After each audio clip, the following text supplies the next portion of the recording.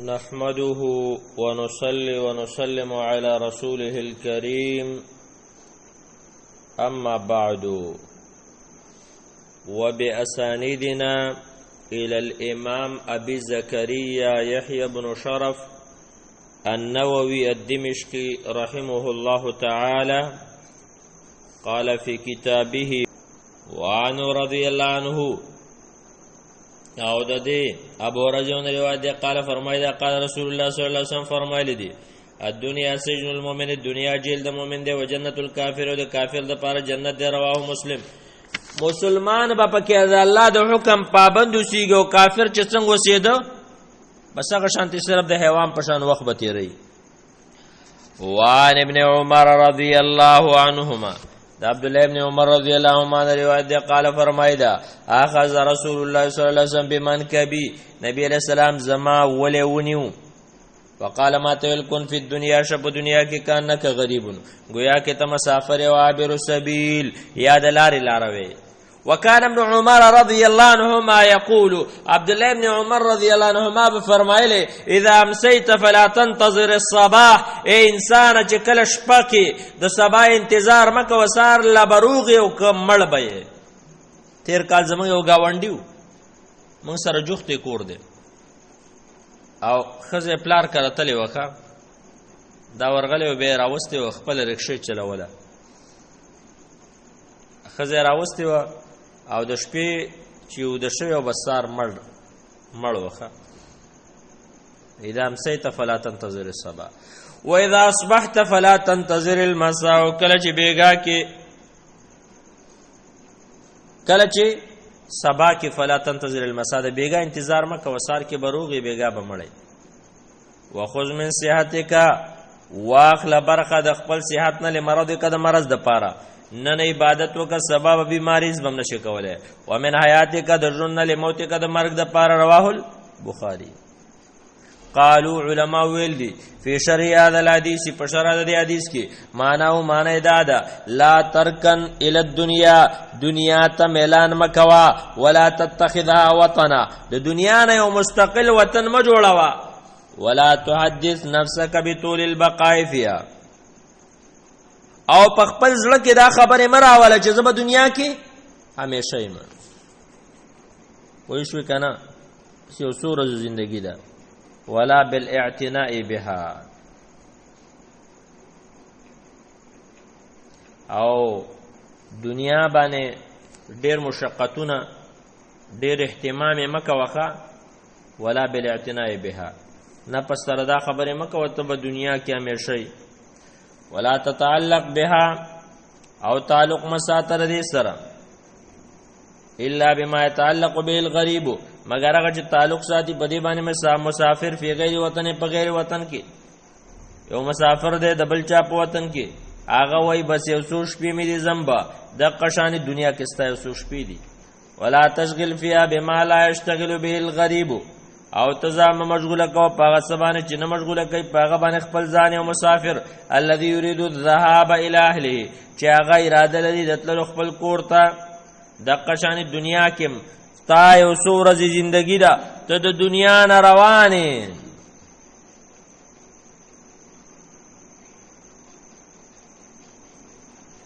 خبر باندې ورسېدي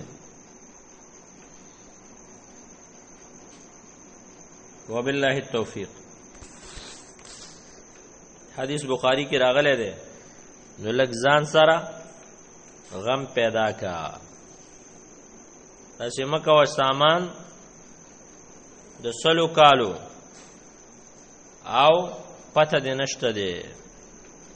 وعن ابي العباس سهل بن سعد الساعدي رضي الله عنه روایت قال فرمایدا جاء رجل الى النبي صلى الله عليه وسلم يسأل النبي عليه السلام تراغه فقال ولي يا رسول الله دلني على عمل ما ته عمل را وخایا اذا عملت کله چې کوم حبني الله وحبني الناس چې ما سلام من کوي خلق امرا سکی وقال ولي اسد في الدنيا دنیا کې به رغبت شو يحبك الله الله بسر مینو کی وزد فيما عند الناس به رغبت شداغتنه چې د خلکو سره دي يحبك الناس خلق بسر مینه کوي حدیث حسن رواه ابن ماجه وغيره باسانید حسنه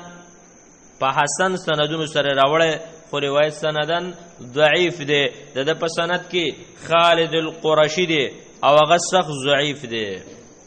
او د دې نور شواهد هم شته دی خو هغه شواهد هم ضعیف دي چې د هغه په وجه باندې د دې تقویه نشي کېدلی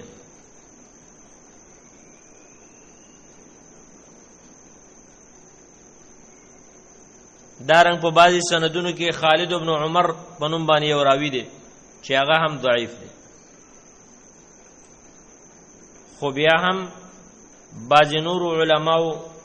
د بعضی شواهدو په وجه باندې دا د حسن درجه ته رسولی دی او د امام نووي تایید یې کړی دی سلسله کې شیخ البانی په دې باندې ښه بحث کړی دی نو ته د دنیا نه بې رغبته شه الله به سره مینه کوي د خلکو نه بې رغبته شه چې خلکو سره څه دي نو خلک به تا سره مینه کوي خلک خو چې تا سره تعلق نه ساتي په دې وجه باندې چې یاره دا به زمانه څه وغواړي شاعر وایي که نه لا تسأل بني آدم حاجته واسأل الذي أبوابه لا تحجب انسانانو نه سوال مکه وخا د حاجت هغه ذات نه وکړه دروازې بندې نه دي الله يغضب حين تركت سؤاله وابن آدم حين يسأل يغضب الله غصه کیږي سوال ته نه کې او انسان نه چې سوال کې په دې غصه کیږي وان نعمان ابن بشیر رضی الله عنه روایت ده قال فرمایدا ذکر کا عمر ابن خطاب رضی الله عنه ما صاب الناس او چې رسیدل خلق ته من الدنيا د دنیا نه وقال هغه لقد رايت رسول الله صلی الله علیه وسلم لیدلو يظل اليوم و ما نبی علیہ السلام ولید ورځ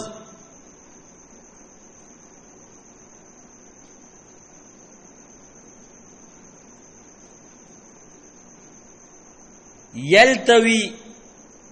ما يجد من الدقل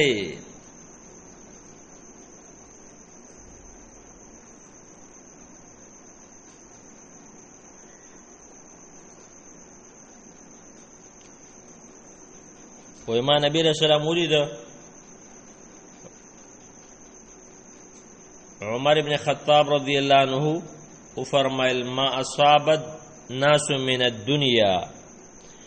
ویغه مالونه چې کوم اوس خلکو تحصیل شوي دي او خلک مالدار شوي دي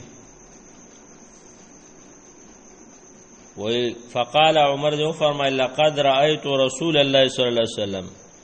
یقینا ما نبی علیہ السلام ویل دا یظل اليوم یلتوی چې د په ټوله ورځ کې نبی علیہ السلام د ولګې د وجه نه راتاو شوی دا ولګه دومره محسوس کړي او دومره په غالب شوی و یظل وګرځید الیوم ټول ورځ یلتوی چې راتاو شوی ما یجد من الدقل نبی صلی الله علیه وسلم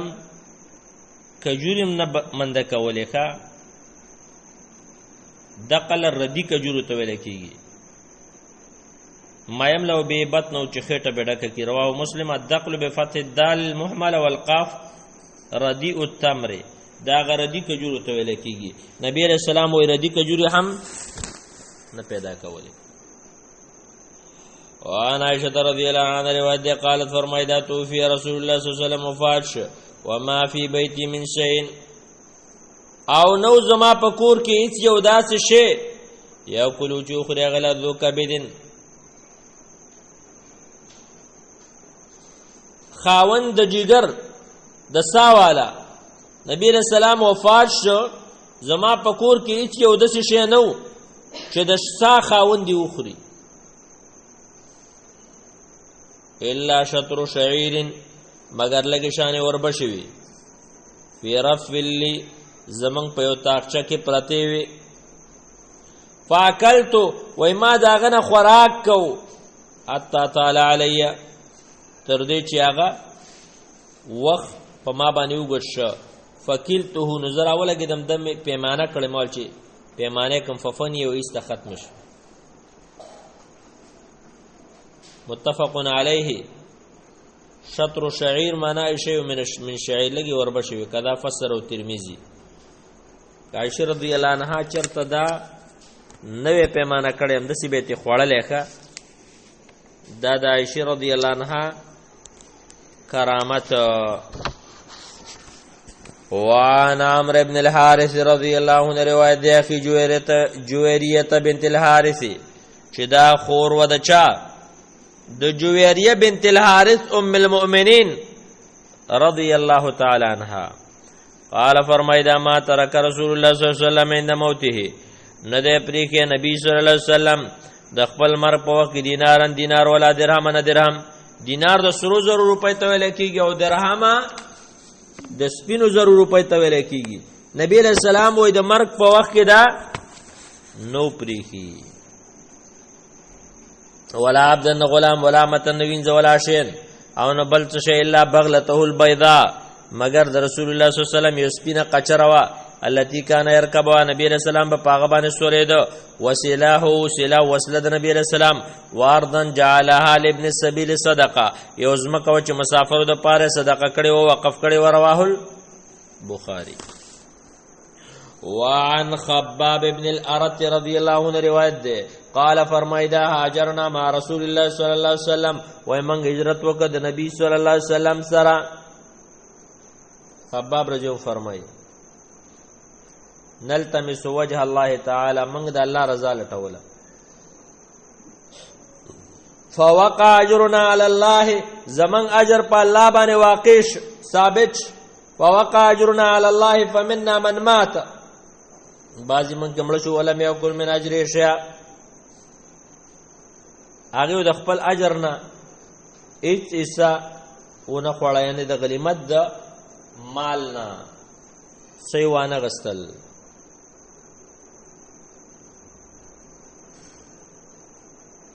منهم بعضی پاغیو کې مصعب ابن عمر رضی الله عنه قتل یوم احد چې دا شهید شوی پورز د احد باندې و ترکن مرتن او د پریخیو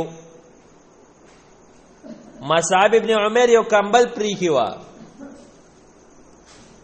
فكنا اذا غطينا بها راسه چې موږ بوله سر پټ ک بدت رجلا او په بخکاره کېدل او اذا غطينا بها رجلا په بوله پټ کړي بدار سو سر بخکاره کېد فامرنا رسول الله صلی الله علیه وسلم ته حکم وکا ان نغطي راسه چې سر ولا پټ کو ونجعل على رجليه شيء من الاذخر او موږ د پخپو باندې څه سرګړې واچو ومننا من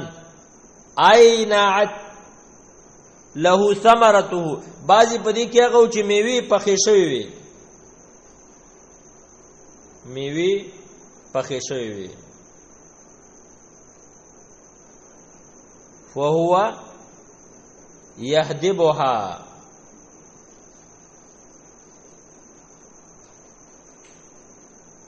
او هغه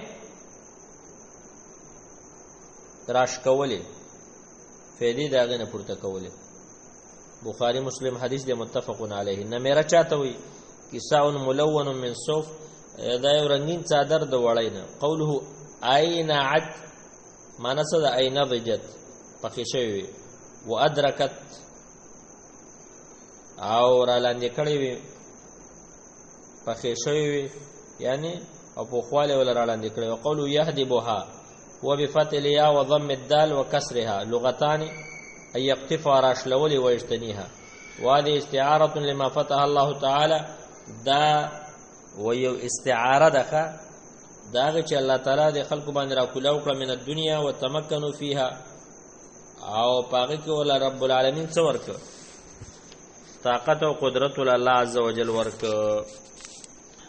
وعن سهل بن سعد الساعدي رضي الله تعالى عنه روایت ده قال فرمایدا قال رسول الله صلی الله علیه وسلم فرمایل لو كانت الدنيا تعدل عند الله جناح بعوضه کدا دنیا د الله په نسبانه د ماشي د وزر قدر برابر وي ما سقا کافر من شربت ما لابت کافر له غټو بنوي ورکړي. رواه ترمذی وقال حديث حسن صحيح حدیث صحیح دی ښا. نو خلاصه په دې حدیثو کې د دنیا زهد او بیرغبتی بیان کړه. وصلى الله وسلم على نبينا محمد صلى الله عليه وسلم.